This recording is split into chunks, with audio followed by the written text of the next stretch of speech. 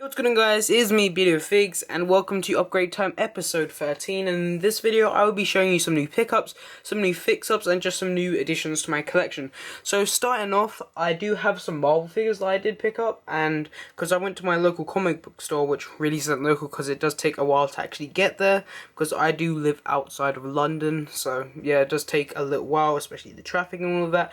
So I managed to pick up the Marvel Select Deadpool. There were tons of this because as of recently the Deadpool movie came out, I believe around February, and a lot of Deadpool figures and Deadpool fans have just, going crazy for this stuff, and hopefully I can get the new Marvel Legends Infinite series that will be coming out soon. So yeah, here's Deadpool. Love the accessories, comes up with so many weapons.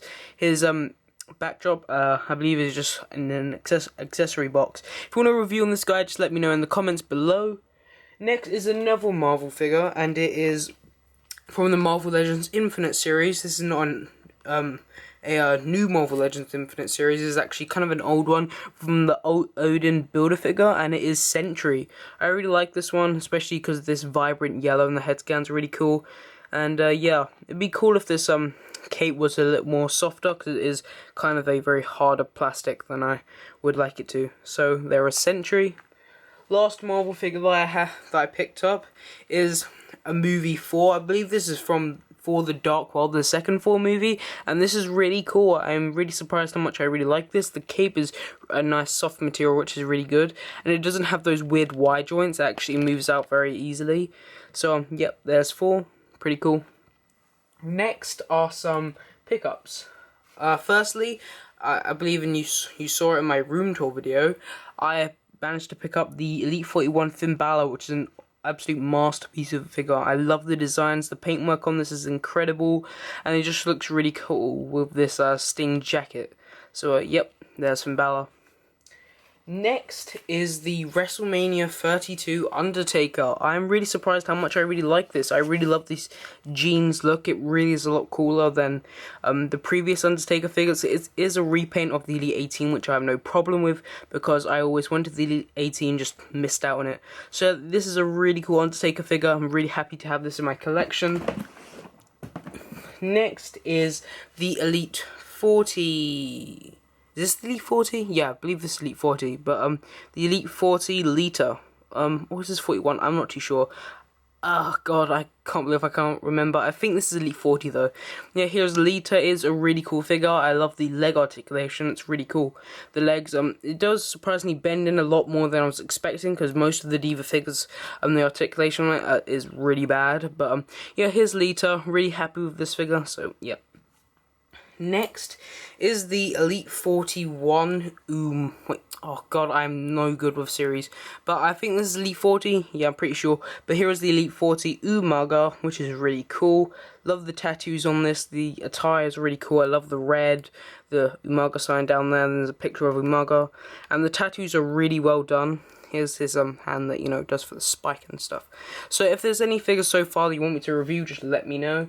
Next are customs. Firstly is a custom that you saw in my previous room tour, and it is Tyler Breeze. I'm really happy with how this custom came out. I believe this is a Miz torso with a X-Pac lower body. I would have liked to use a Christian, but my Christian body was just very loose, and these do look skinny, but I don't know. The whiteness kind of takes away from it, because, most of the center of attention is on the tassels, because they're such a bright color. So I'm really cool, happy with this Tyler Breeze. So yeah, can't wait for his Elite or Basic to come out, a new one. Next is my Sami Callihan, but I did update it a little bit, and I gave him the white lines. Not too sure yet how I feel about the white lines yet, but I do think they are pretty cool. And I did try and give him his silver trim around his boots, but I think I need to use a lighter silver, because you can hardly see it. So yeah, I have to really intense my lighting, to actually, so you can see it. So yep, there's Sami Callihan. Really happy with how this one came out. Next is a custom that did take a lot of work. and it is Hideo Itami, because my original Hideo Itami, which had the black and white attire, the leg became really loose and it just wouldn't stand, it wouldn't, wasn't usable, and I'm just became very disappointed of it. So I just decided to, take the pieces off, and originally I was going to try and do the Kento attire, where half of it is brown and half of it is yellow, but for some reason my yellow just wasn't sticking onto the figure. It was a very light yellow and it just didn't work. So I was going to pick up some Citadel from my local games workshop, but guess what? It closed down, so I don't have any other games workshop that I know of, except for, a few art stores, but I'm not too sure. Anyway, this is a Miz torso. Yeah, really happy with how this torso came out really well. And it is the Hideo Itami head and arms, and this is a Elite 13 Dolph Ziggler lower body, because my original Elite 13 Ziggler, the arm became very loose and it was just very annoying, and I began to have a rattle.